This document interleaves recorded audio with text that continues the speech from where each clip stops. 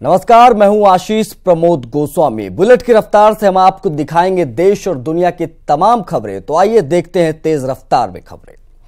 Congress party ने 2019 के लिए अपना घोषणा पत्र जारी कर दिया है। इस मैनिफेस्टो को जन आवाज नाम दिया गया है। मैनिफेस्टो की टैगलाइन हम निभाएंगे दी गई है और घोषणा पत्र जारी करते समय सोनिया गांधी, पूर्व PM Manmohan Singh, P Chidambaram, A K. Antony भी मौजूद रहे।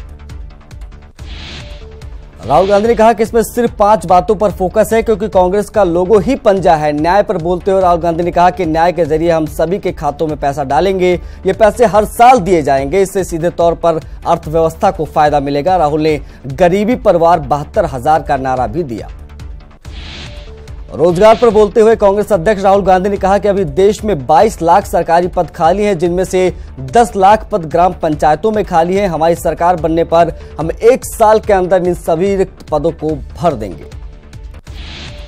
राहुल गांधी ने कहा कि हिंदुस्तान के युवाओं को रोजगार खोलने के लिए किसी के परमिशन की जरूरत नहीं होगी। शुरुआती 3 साल के लिए आपको किसी की मदद नहीं चाहिए होगी। आप अपना सीधा रोजगार खोलिए, आपको किसी भी सरकारी ऑफिस के चक्कर लगाने की जरूरत नहीं होगी। राहुल गांधी ने ऐलान किया कि हम आम बजट और रेल बजट की तरह ही किसानों के लिए अलग बजट लाएंगे ताकि उन्हें पता चल सके कि उनके लिए कितना खर्च हो रहा है। राहुल ने कहा कि अगर किसान कर्ज ना चुका पाता तो वह आपराधिक मुकदमा नहीं चलेगा बल्कि सिविल लाइन में मुकदमा आएगा। देश की शिक्षा के बजट पर बोलते हुए राहुल गांधी ने कहा कि उनकी सरकार आएगी तो शिक्षा का बजट जीडीपी का 6% कर देंगे। ये बजट आईआईटी, आईआईएम और सभी विश्वविद्यालयों पर खर्च होगा। मोदी सरकार ने शिक्षा बजट को कम कर दिया है। वहीं आज बसपा सुप्रीमो मायावती ने सुप्रीम कोर्ट में प्रतिमाओं पर पैसा खर्च करने के मामले में हलफनामा दाखिल किया है। मायावती ने हलफनामे में शहरों में अपने द्वारा बनाई गई मूर्तियों की स्थापना को सही ठहराया है। मायावती ने अपने हलफनामे में कहा है कि मूर्तियां लोगों की इच्छा के प्रतिनिधित्व करती है। मैं विधानसभा की इच्छा का उल्लंघन कैसे कर सकती थी। इन प्रतिमाओं के माध्यम से विधानमंडल ने दलित महिला नेता के प्रति आदर व्यक्त किया है, इसीलिए मुख्यमंत्री रहते हुए इन मूर्तियों के बजट का उचित आवंटन किया गया था।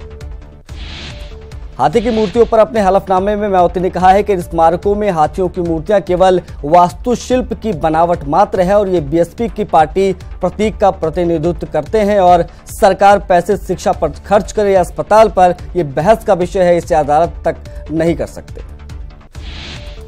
बीएसपी सुप्रीमो मायावती ने सुप्रीम कोर्ट से सवाल पूछा कि दलित नेताओं की मूर्तियों पर ही सवाल क्यों उठाए जाते हैं और बीजेपी और कांग्रेस जैसी पार्टियों द्वारा पब्लिक मनी यूज करने पर सवाल क्यों नहीं उठाए जाते हैं। मायावती ने इंदिरा गांधी, राजीव गांधी, सरदार पटेल, शिवाजी, एनटी रामाराव, जयललिता आदि की मूर्तियों का भी हवाला दिया। आज से बीएसपी मायावती ने उड़ीसा के भुवनेश्वर से चुनावी अभियान का आगाज कर दिया है। भुवनेश्वर में एक जनसभा को संबोधित करते हुए मायावती ने कहा कि आजादी के बाद गलत नीतियों के कारण कांग्रेस सत्ता से बाहर हुई। बीजेपी संकीर्ण सोच वाली सांप्रदायिक पार्टी है और इस तरह की नीतियों की वजह से वो भी इस बार सत्ता से बाहर हो जाएगी। यूपी के डिप्टी सीएम केशव प्रसाद मौर्य बरेली पहुंचे, जहां उन्होंने मीडिया से बातचीत करते हुए दावा किया कि यूपी में इस बार बीजेपी 73 से ज्यादा सीटें जीतेगी। इस दौरान केशव प्रसाद मौर्य ने राहुल गांधी पर भी निशाना साधा। संभल में डिप्टी सीएम केशव प्रसाद मौर्य की सुरक्षा में बड़ी चूक देखने को मिली। यहां उप मुख्यमंत्री से मिलने के लिए लोगों की भीड़ हेलीपैड तक पहुंच गई और डिप्टी सीएम लाखों लोगों की भीड़ में फंस गए, जिसमें हेलीपैड सेल्फी पॉइंट में तब्दील हो गया। राजस्थान के राज्यपाल कल्याण सिंह के एक बयान को लेकर चुनाव आयोग बेहद सख्त हो गया है और इसकी शिकायत राष्ट्रपति को पत्र लिखकर उनके बयान की शिकायत की गई। राष्ट्रपति कोविंद को भेजे गए पत्र में राज्यपाल कल्याण सिंह के बयान पर आचार संहिता के पालन पर उनके असर का विस्तार से ब्यौरा दिया है।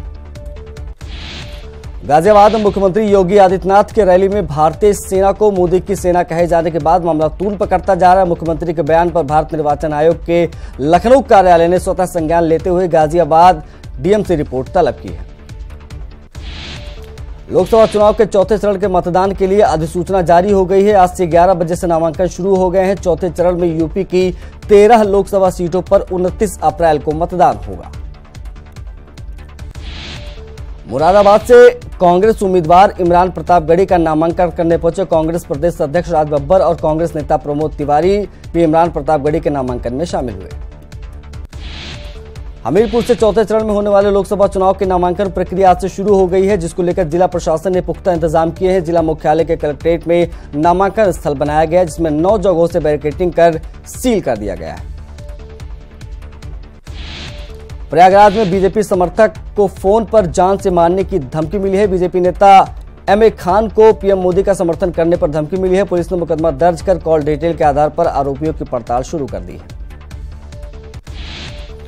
फर्रुखाबाद विद्युत विभाग के अधिशासी अभियंता ने भाजपा सांसद मुकेश राजपूत पर आरोप लगाया है कि वो नो ड्यूज नहीं देने पर धमकी दे रहे हैं। भयभीत नगरीय अधिशासी अभियंता पंकज अग्रवाल ने सांसद को डीएम सहित पावर कॉर्पोरेशन के अधिकारियों से शिकायत की है। आईआईटी कानपुर के 4 प्रोफेसरों पर दलित उत्पीड़न का आरोप लगाने वाले असिस्टेंट प्रोफेसर डॉक्टर सुब्रमण्यम सडरेला को आईआईटी से निष्कासित किया जा सकता है। दरअसल उनकी पीएचडी की डिग्री को निरस्त करने के लिए सीनेट ने बीओजी को प्रस्ताव भेजा है। डॉक्टर सडरेला पर पीएचडी करने के दौरान थीसिस चोरी का आरोप है।